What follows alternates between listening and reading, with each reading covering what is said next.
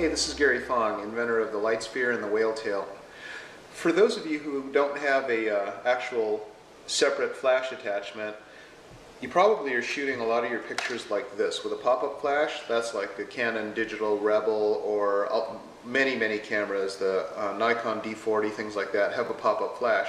The problem with a pop-up flash is you've got a 1/4 inch by not even 1 inch little tiny flash bar, so when you take the flash picture it's very harsh. It looks like basically you're pointing a really small flashlight at the person. It's very unflattering. So the light sphere and the whale tail, those products are really good for if you have a separate flash attachment. But what happens if you don't have a flash attachment and you want to have much softer portrait quality?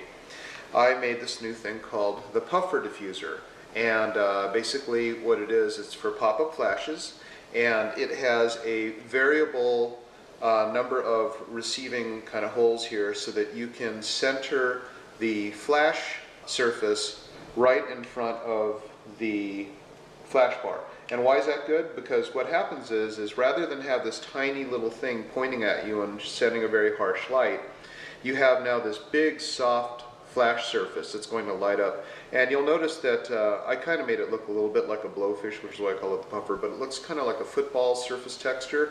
These little spheres kind of take the light and send it all the way around. Another thing that makes it kind of a challenge for these pop-up cameras is on anything that's a pop-up camera, when you stick something into the shoe, it thinks that there's a flash on it, and so it won't pop up. What's cool about mine is even when you stick this in, it'll go ahead and pop up. So in terms of how you shoot it, you basically just shoot it just like you normally would. Take these pins and move it so that this thing is right in the center of your flash for best results. And you can shoot vertical or horizontal, either way, and it'll give you a much softer light. Just go ahead and put the camera on flash and put the camera on program.